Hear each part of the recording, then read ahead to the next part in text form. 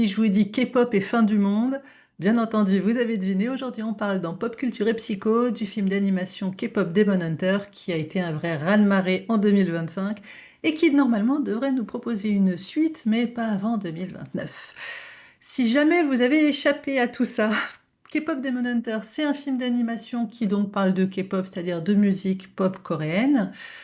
Il y a une esthétique très colorée, il y a un rythme très particulier, c'est très dynamique ce film. Ça parle de trois chanteuses qui sauvent le monde. Ça plaît bien entendu aux enfants, il y a beaucoup de musique, il y a beaucoup de combats, c'est très visuel et très chouette à écouter aussi. Mais si ça plaît aussi aux adultes, c'est parce que ça aborde, vous vous en doutez si on en parle aujourd'hui, des enjeux psychiques profonds. À première vue, l'histoire est assez simple, c'est trois idoles de K-pop qui montent sur scène, mais en plus combattent des démons. Et ça, ce serait en fait un schéma qui se reproduirait depuis des générations, à chaque fois trois chanteuses, un groupe de trois, quelle que soit l'époque, par leur chant, leur danse et leur technique de combat un peu magique, empêchent le monde de finir complètement dévoré par les démons qui sont là pour absorber les âmes des humains. Bref, ça c'est le speech de départ. Si ce film il nous touche autant, c'est pas seulement parce qu'il y a un vrai univers visuel, c'est pas parce qu'il y a ce rythme très particulier ou cette musique qu'on entend absolument partout, c'est surtout parce que ce film il nous parle de performance, ça nous parle d'identité et ça nous parle de ce que l'on montre en société et ce que l'on cache. En fait, ça nous parle beaucoup de cette lutte intérieure que l'on connaît, je pense, tous. Dans nos sociétés modernes, il faut tenir, il faut performer, il faut réussir. En même temps, il faut pouvoir montrer qu'on est à l'aise avec nos émotions et pour pouvoir faire ça, il faut les garder à distance et éviter de se pencher trop sur tout ce qui bouillonne et qui risque de déborder de l'intérieur. Donc dans cette vidéo, on fait une analyse psychologique de ce film. Je vous ai préparé comme d'habitude plusieurs axes parce qu'il y a beaucoup de choses différentes dans un simple dessin animé comme celui-ci. Le premier point sur lequel je voudrais démarrer cette analyse, c'est l'image, parce que l'image, c'est vraiment une thématique extrêmement importante dans l'univers de la K-pop. Donc, dans K-pop Demon Hunter, les héroïnes, elles incarnent cette image publique extrêmement maîtrisée qu'est celle des idoles, où il faut tout le temps sourire, être dans l'énergie, dans la puissance, dans le contrôle, jusqu'à l'épuisement s'il le faut. Tout est réglé, millimétré, tout est contenu. Donc psychologiquement, on fait tout de suite le lien avec ce que Winnicott appelle le faux self. Le faux self, ce n'est pas un mensonge, c'est une adaptation qui est souvent nécessaire à un environnement très exigeant. Quand on est en société, on a tous un faux self, tout simplement parce qu'on ne peut pas se montrer H24 exactement comme l'on est. Il y a des normes à respecter, il y a un enjeu social à correspondre à ce que les autres attendent de nous. Bien entendu, là, quand on est dans un environnement professionnel, le faux self est important, mais dans un environnement aussi exigeant que celui de la K-pop, effectivement, le faux self prend un petit peu toute la place. Et c'est ça le problème qui apparaît quand l'adaptation devient permanente, c'est qu'il n'y a plus d'espace pour le moi profond, il n'y a plus d'espace pour le vrai self, donc, et les émotions, la fatigue, la peur et la vulnérabilité n'ont pas leur place, en fait, dans ce milieu-là. Ce qui fait que la performance, au sens scénique du terme, au sens sportif aussi, ça devient une armure. Or, une armure, elle protège, mais elle isole également des autres, du monde extérieur. Et ça, c'est une question qui traverse tout le film de manière plutôt silencieuse, je trouve, mais qui reste quand même sous-jacente, c'est la question qui est qu'est-ce qui se passe si je ne suis plus dans la performance ? Qui est-ce que je suis si je ne suis plus cette chanteuse idole que tout le monde adore en grand écran et sur scène ? Et ça, cette question, on peut tous se la poser, je pense qu'on peut tous se reconnaître dans cette dynamique qui est comment je fais pour répondre à cette demande sociale qui est d'être à la fois performante, de rassurer, d'assurer en permanence, mais sans aller jusqu'au point où je ne sais même plus comment aller mal. Or, aller mal, ça fait partie de l'expérience humaine Et on voit bien que là, ces trois héroïnes, je vais vous parler d'elles un peu plus précisément après, mais on voit bien que ces trois jeunes filles, elles ont oublié finalement leurs propres limites, elles les dépassent allègrement, elles ne savent même plus écouter les signaux d'alerte, et quand ça explose, elles ne savent plus comment réagir de manière saine parce qu'elles ont été complètement déconnectées de leurs besoins psychiques et émotionnels. Deuxième point important qui est face aux héroïnes, le monde des démons. Ces démons, ce ne sont pas que des ennemis visuels, extérieurs aux héroïnes. On peut les voir comme une métaphore psychique. Ils représentent tout ce qui n'a pas pu être symbolisé psychiquement. Quand on parle de symbolisation, ça parle d'affect refoulé, de tout ce qui est colère que l'on n'accepte pas, qu'on s'interdit d'extérioriser. Ça peut être de la honte, ça peut être des vécus traumatiques qui n'ont pas été correctement élaborés, voire élaborés tout court. En psychanalyse, on sait que tout ce qui est nié, tout ce qui est combattu sans être reconnu, ça ne disparaît pas. Au contraire, ça revient, parfois par une autre porte, mais ça revient et ça revient souvent beaucoup plus fort. Le démon ici, il est très visuel, il représente la peur de perdre le contrôle. Il représente la peur d'être envahi par ce que l'on ressent, la peur de devenir dangereux si on lâche prise et si on se montre vulnérable. Et ce film, il montre bien toute cette lutte intérieure finalement. C'est que plus on combat ces démons sans les écouter, sans les reconnaître pour ce qu'ils sont auparavant, moins on arrive à les combattre et plus ils prennent de la place. Ce qui peut sembler antinomique, et en fait c'est un process qui nous arrive au quotidien. Si on n'écoute pas et si on ne regarde pas notre part d'ombre, qui n'est pas mauvaise bien sûr, on n'est pas véritablement dans un schéma blanc ou tout noir à l'intérieur de nous, mais notre part d'ombre où il y a aussi des choses qu'on a du mal à reconnaître et à accepter de nous-mêmes, si on ne fait pas ce travail psychanalytique et thérapeutique d'aller écouter cette voix-là, d'aller écouter ces messages de notre inconscient, non pas pour y obéir, mais pour les comprendre et les reconnaître comme faisant partie de notre identité, alors on ne pourra jamais aller mieux, on ne pourra jamais évoluer. Dans le monde des méchants, il y a le grand méchant qui est un peu le Sauron de ce dessin animé, que l'on ne voit d'ailleurs pas physiquement, qui est représenté plus de manière schématique. Mais il y a un personnage des méchants qui est extrêmement important et intéressant, c'est Jinoo. Et je trouve que ce personnage, justement, il montre bien cette dynamique, cette lutte intérieure contre nos propres démons. Jinoo, c'est pas un méchant classique, c'est un humain décédé, bien sûr, il est devenu démon par la suite, mais du temps de son humanité, il a fait le choix d'abandonner sa famille pour son bien-être à lui, et ce choix, ça l'a enfermé à sa mort dans le camp des démons. En d'autres termes, il a vendu son âme.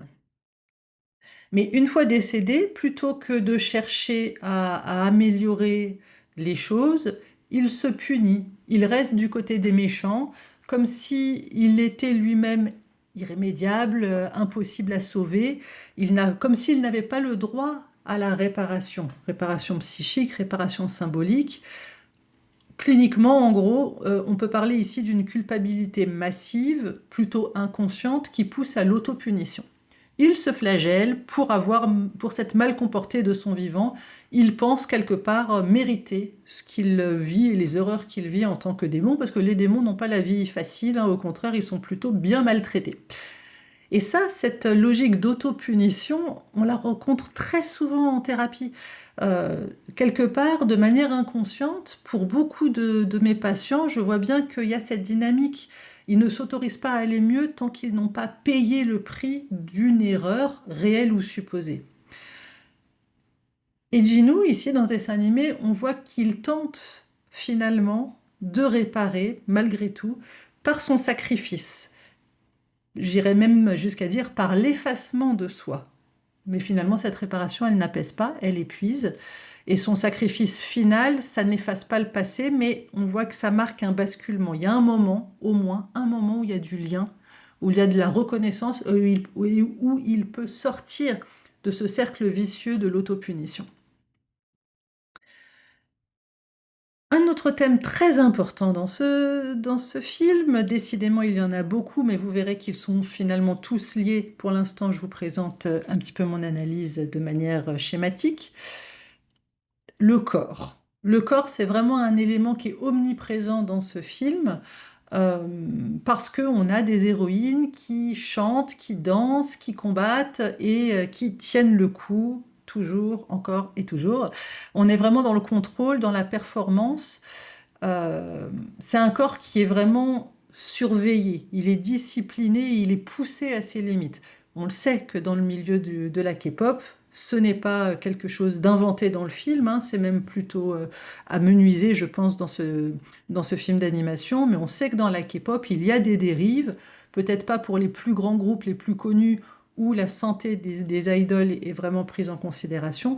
Malheureusement, pour tous les autres moins connus, ils sont poussés, poussés, poussés jusqu'à l'extrême, jusqu'à s'évanouir sur scène, jusqu'à performer en ligne encore et encore en fonction de ce que leurs fans leur envoient comme argent. Ils n'ont pas le droit de se reposer tant que les fans exigent encore de la danse, du chant ou autre chose.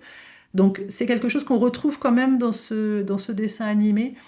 Euh, le corps est vraiment poussé au-delà de ses propres capacités. Et en clinique du trauma, c'est pour ça que j'en parle, en clinique du trauma, le corps, c'est souvent un lieu de contrôle. C'est-à-dire qu'on tente de maîtriser les sensations, les émotions et la fatigue. Or, le dessin animé, il nous montre quelque chose de très juste, c'est que le corps, c'est certes, euh, ça peut être un instrument de performance, mais il peut aussi devenir un espace de régulation. Et ça, on le retrouve justement dans le chant, la voix, le mouvement, le rythme. C'est la conclusion de ce film, hein, de toute façon. Quand tout le monde unit sa voix, chante ensemble avec la même énergie au même moment, il y a moyen de transformer ce qui ne va pas, il y a moyen de remettre de la fluidité là où tout était figé par la peur, et on peut donc transformer toutes ces émotions qui débordent et qui nous envahissent en quelque chose de constructif. Et cette réparation psychique, finalement, elle passe pas que par la pensée, que par le cerveau, que parce qu'on comprend et qu'on met du sens. Ça passe aussi par le corps, ça passe par le vécu qui doit être ressenti et qui doit être habité. Et ça, je trouve ça chouette qu'on puisse le voir enfin dans un dessin animé, notamment parce que c'est à destination des enfants, sans pour autant être un message clair et officiel, et donc un petit peu barbant, je pense notamment aux ados qui n'ont pas forcément envie de faire du sport. On voit que là, le message passe par un biais un petit peu détourné, mais c'est un message qui est très beau et qui est souvent un message que je suis obligée de répéter en thérapie, que oui, comprendre le problème, c'est très bien. C'est une étape qui est généralement fondamentale pour la plupart des patients, mais si on passe pas après à de l'acte, c'est-à-dire en incarnant ensuite un changement via nos actions, via notre corps, alors malheureusement, il n'y a pas de réparation thérapeutique concrète et complète. Si on parle de corps, je ne peux pas ne pas parler justement du groupe des idoles. Le groupe, déjà, on peut dire que c'est un trio qui fonctionne comme un véritable système à L3. Elles sont c'est le minimum du groupe, hein, 3 personnes. C'est un groupe qui protège, qui contient et qui permet de tenir, puisqu'elles performent sur scène, elles performent aussi à sauver le monde en permanence. Ce groupe, il crée aussi des loyautés implicites. C'est-à-dire que comme elles sont toutes les trois extrêmement liées, aucune d'entre elles ne se donne le droit de faillir, ce droit de décevoir ou d'inquiéter les autres. Ça aussi, c'est une des questions qui, pour moi, est sous-jacente au film, qui décidément est beaucoup plus profond que ce qu'on pourrait croire. Euh, il y a vraiment la question qui se pose de qu'est-ce qui se passe si je change? Est-ce que j'ai le droit d'aller mal? Est-ce que si je vais mal, je serai rejetée du groupe? Est-ce que je vais perdre ma place, au sens très large du terme, pas forcément en tant que chanteuse, là, dans un univers professionnel, mais quand on fait tous partie d'un groupe social, ne serait-ce que parce qu'on fait partie du groupe de nos amis, le groupe familial, du groupe professionnel, du groupe du voisinage. Est-ce que si je change, si je ne montre plus la même énergie, si je ne vais pas bien, est-ce que je vais perdre ma place? Et c'est pas la performance qui soigne, finalement, c'est la possibilité d'être vu, même dans sa fragilité. C'est la possibilité de se montrer vulnérable. Pour parler des trois jeunes filles, et pour comprendre du coup cette dynamique entre les trois, je vais d'abord parler d'elles un petit peu comme des personnes, donc des individus isolés, mais aussi d'une manière avec un peu plus de recul, on peut voir chacune de ces chanteuses comme une fonction psychique qui est complémentaire des deux autres. Vous allez voir, c'est simple. Je le dis peut-être pas de manière assez simple là dans mon introduction. Déjà, on va commencer avec Rumi. Rumi, c'est la chanteuse principale, c'est la leader du groupe, c'est elle qui tient le cadre, c'est elle qui régule, qui contient, qui organise, qui tire tout le monde vers le haut, elle est épuisante, elle ne laisse pas vraiment aux autres le temps de se reposer non plus. Et ce rôle de leader charismatique, il a un coût. Elle est dans l'hyper-contrôle, elle est dans la peur de l'effondrement, elle a du mal à lâcher prise. Dès que quelque chose se concrétise positivement, dans la seconde suivante, elle pense à la suite et hop, elle est repartie dans une dynamique d'organisation et de programmation.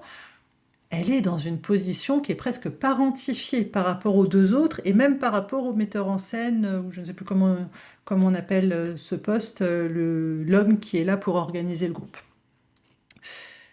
Cette ambivalence, elle est centrale parce qu'elle a besoin de soutien et en même temps, elle s'interdit de montrer la moindre faiblesse. La deuxième membre du groupe dont j'aimerais parler, c'est Mira. Mira, c'est une jeune fille qui est dans l'action. C'est plutôt quelqu'un qui se montre dans l'impulsivité, dans la colère parfois. Elle est dans une énergie très brute.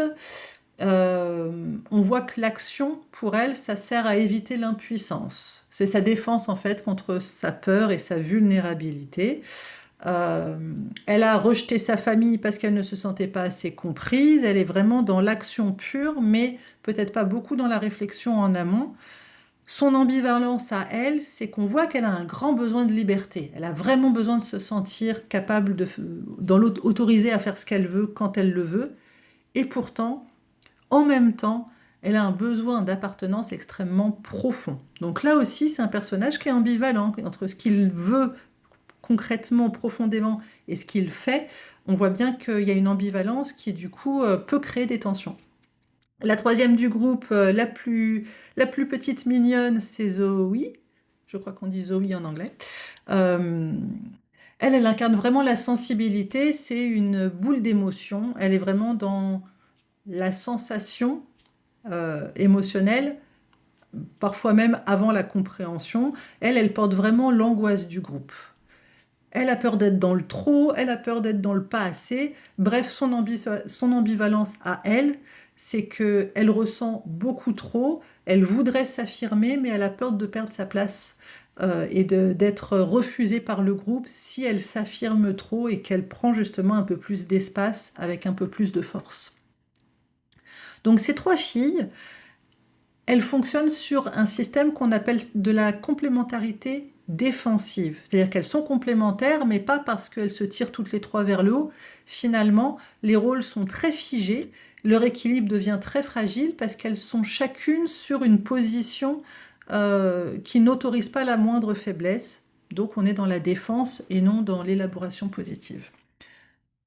De toute façon, là, on l'a vu tout à l'heure, dans la culture de la K-pop, sans caricature, le surmoi collectif est extrêmement exigeant. On attend des idoles une perfection, de l'image, des gestes, des comportements sociaux. Le contrôle est physique et émotionnel. L'image doit vraiment être irréprochable. Le surmoi ne dit jamais que c'est bon, on peut lâcher la pression, t'as fait assez, tu peux te reposer. C'est vraiment un surmoi qui pousse à tenir jusqu'à l'épuisement. Et ça mène très souvent à de l'anxiété chronique, à du burn-out, et même pour ceux qui réussissent, un grand sentiment de vide intérieur. Parce que quand on n'écoute pas nos besoins et qu'on agit que pour faire plaisir au surmoi, c'est-à-dire à la société au sens très large du terme, que ce soit une personne sous l'autorité de qui on se met ou que ce soit l'attente de millions de fans à travers le monde, si on n'agit pas en, en étant aligné à nos besoins, mais pour répondre aux besoins des autres, quoi que l'on fasse, on se sentira toujours vide, ce qui crée généralement un grand sentiment de tristesse qui peut s'exprimer par de la colère, mais généralement c'est toujours la tristesse qui est à la base de tout ça. Donc la conclusion de ce dessin animé qui, encore une fois, est bien plus intéressant qu'une première image pourrait le laisser penser, K-pop Demon Hunter, ça raconte finalement une chose de la vie essentielle, c'est que la vraie force, euh, c'est pas quand on est dans le combat permanent, c'est pas quand on est le pilier qui tient pour tout le monde, c'est pas quand on se sacrifie pour le bien-être des autres.